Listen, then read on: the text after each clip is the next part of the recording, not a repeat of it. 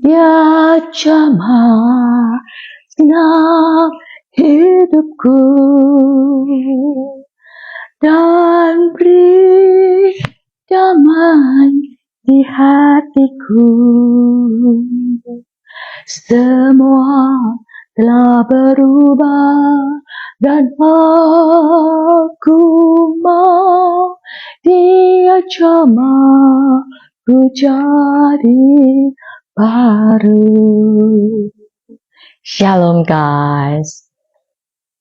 Seperti sebuah hair dryer atau sebuah kipas, ketika kita colokkan dia pada sumber yang benar, maka dia akan berfungsi. Ketika kita tidak colokkan dia pada sumber listrik, dia tidak akan berfungsi apa-apa. Ketika kita colokkan pada sumber-sumber yang lain, mungkin juga tidak akan berfungsi. Jadi ketika kita colokkan pada sumber yang benar, maka dia akan berfungsi.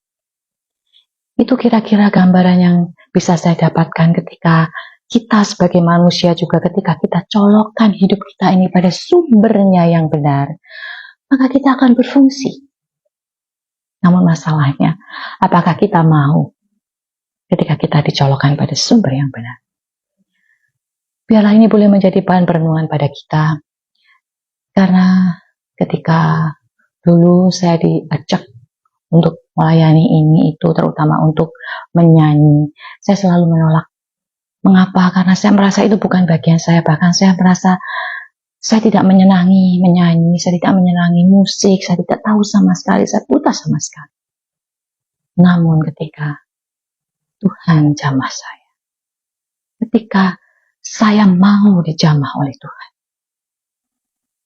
di situ saya merasakan ada satu power yang berbeda di dalam kehidupan saya. Seperti ada sesuatu kekuatan yang mendorong saya untuk terus selalu memuji Tuhan. Untuk terus senantiasa ingin selalu senantiasa untuk mendengungkan dan merasakan bahwa firman yang saya baca itu boleh hidup. Karena ketika kita hanya membaca sebuah firman itu hanya sebuah kata-kata, dia tidak akan menarik dan dia tidak akan bisa, orang lain tidak akan mau membaca sebuah firman. Namun ketika firman itu hidup di dalam kehidupan kita,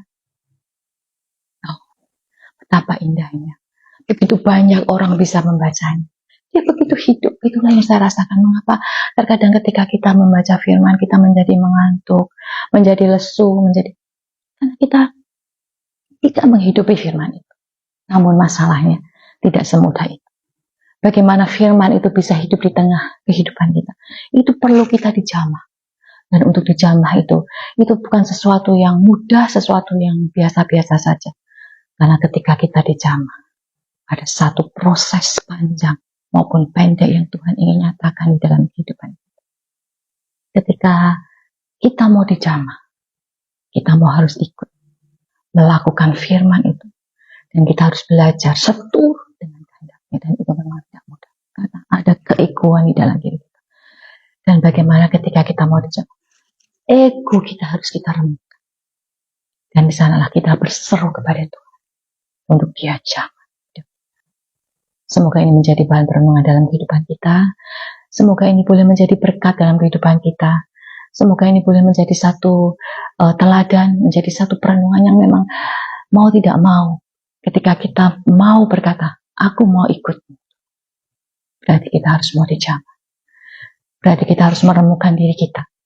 Supaya hidup yang kita nyatakan adalah sesuai dengan kehendak. Semoga ini boleh menjadi berkat. Terima kasih, Tuhan Yesus memberkati.